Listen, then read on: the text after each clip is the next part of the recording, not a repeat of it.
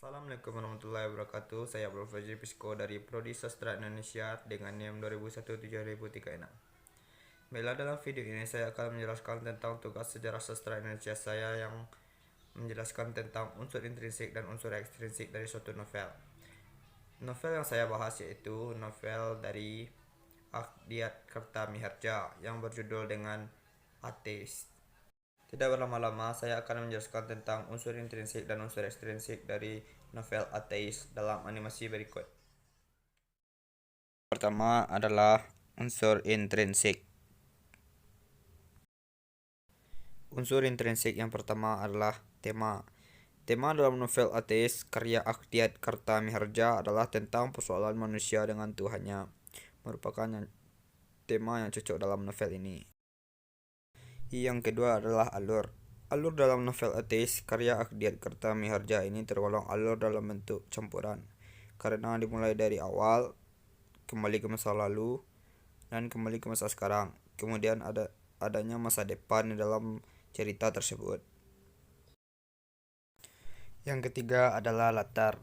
Latar dalam novel Ateis karya Akhdiat Kertamiharja yaitu latar tempat, latar waktu, dan latar suasana. Latar tempatnya yaitu kantor Konpetai, gedung rumah Kampung Paneradedan, Kota Garut, Bandung rumah Bibi Hasan, rumah Rusli, bioskop, kantor Kota Praja, kuburan Garawangsa, dan penginapan. Dan latar waktu sore dan malam hari.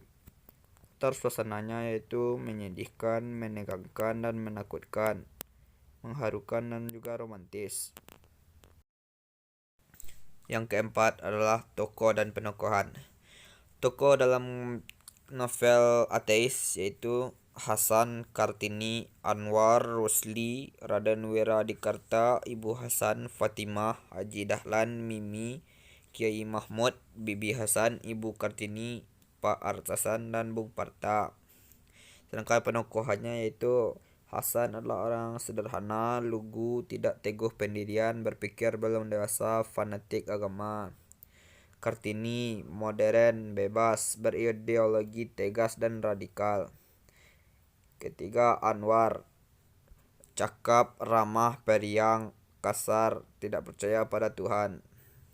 Empat, Rusli orangnya nakal, bandel, bebas, menghargai orang lain, sopan, tidak percaya pada Tuhan. Selanjutnya Raden Wiradikarta, soleh, alim, dan tegas. Ibu Hasan, solehah, alim, dan penyayang. Selanjutnya Ibu Fatimah, baik, rajin, penurut, pemalu. Haji Dahlan, penasehat yang baik. Mimi, baik, jujur, selalu ingin tahu. Kiai Mahmud, baik dan bijak. Bibi Hasan, baik, rajin, beribadah, dan sabar.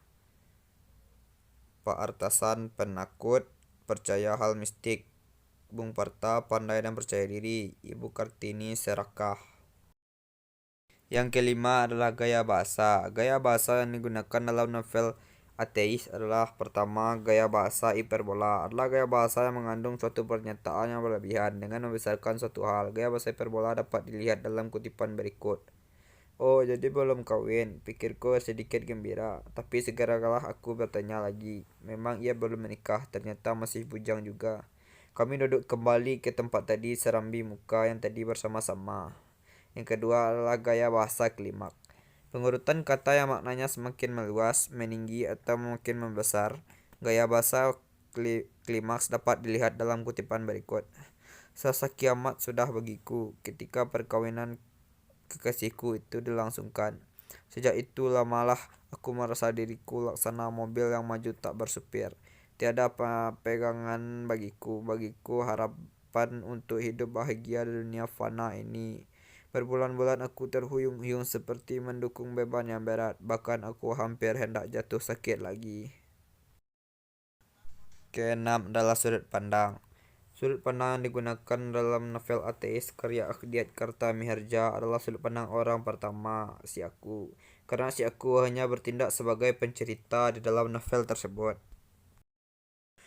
Unsur intrinsik yang terakhir adalah amanat. Amanat yang terdapat di dalam cerita novel ateis tersebut yaitu: pertama, kita harus mempercayai dengan sepenuh hati bahwa Tuhan itu ada. Kedua, kita harus memiliki wawasan yang luas dan berpegang teguh pada prinsip. Ketiga, jangan menerima hal baru dengan mentah-mentah. Kita harus menyaringnya. Empat, kita tidak boleh hanya mencari kesenangan di dunia. Kita harus percaya bahwa kehidupan sesudah mati itu ada dan kekal. Jangan melawan nasihat orang tua. Dan terakhir itu, jangan terlalu tersulut emosi. Selanjutnya adalah unsur ekstrinsik dari novel ateis. Unsur ekstrinsik yang pertama yaitu nilai sosial. Setiap orang perlu adanya pergaulan, namun dalam pergaulan perlu ada penyaringan antara pergaulan baik dan buruk.